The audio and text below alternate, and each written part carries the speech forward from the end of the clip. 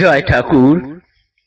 শ্রী শ্রী রামকৃষ্ণ পুঁথি দ্বিতীয় খণ্ডের অন্তর্গত তীর্থ পর্যটন এই অধ্যায় থেকে আজ আমরা অষ্টম দিন পাঠ করছি 239 পর্ব, পৃষ্ঠা সংখ্যা 146-এর অর্ধেক অংশ থেকে 147-এর কিছু অংশ পর্যন্ত।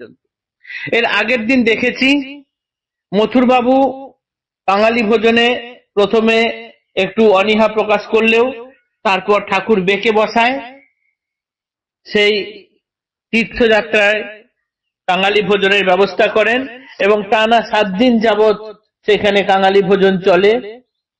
কাঙালির বেশে স্বয়ং নরনারায়ণের সেবায় ঠাকুর সেখানে সন্তুষ্ট হন এবং পুথিকার বলেন যে ওইখানে যারা কাঙালি হয়ে ভগবান স্বরূপ ছিলেন তাদের ভাগ্য কতই না ভালো, তারা ঠাকুরকে নিজেদের দুয়ারে একদম পেয়েছিলেন।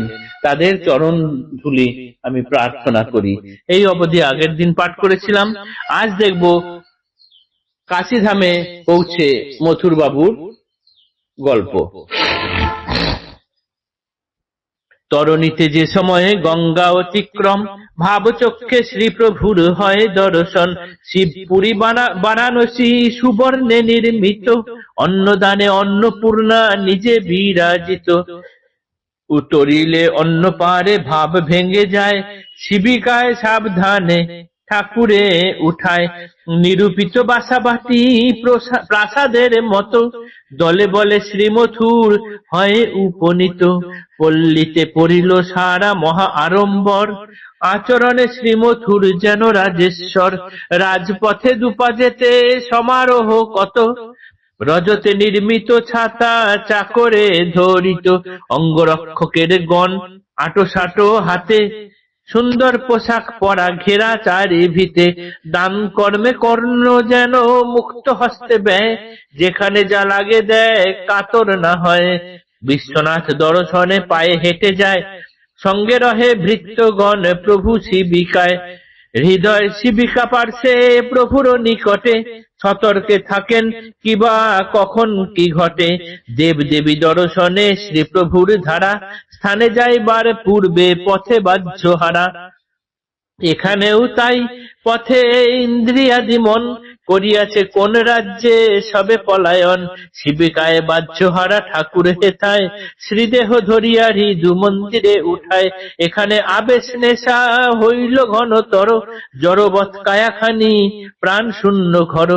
সাবধানে লয়ে তারে সেই অবস্থায়, দলে বলে শ্রীমথুর ফিরিল বাসায়।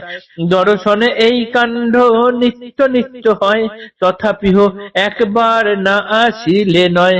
ঠাকুরের পরিচয় ঠাকুরে বিদিতি, বায়ুর প্রাবল্যে লিখি রামকৃষ্ণ পুঁথি।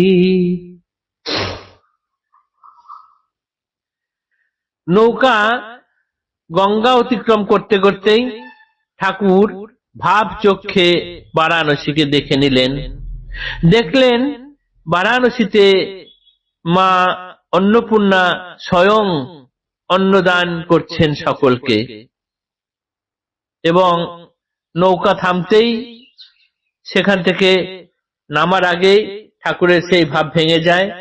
ঠাকুরকে সাবধানে ধরে নৌকা থেকে পালকিতে তোলা হয়, পালকিতে করে নিয়ে যাওয়া হয় কাশীধামে, যেখানে বাসা ভাড়া নেওয়া হয়েছে সেইখানে।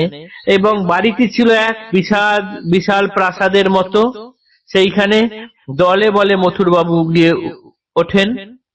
সেই পাড়ায় সেই এলাকায় একদম সারা পড়ে গেল, মহা আড়ম্বর, হই হই রই রই ব্যাপার।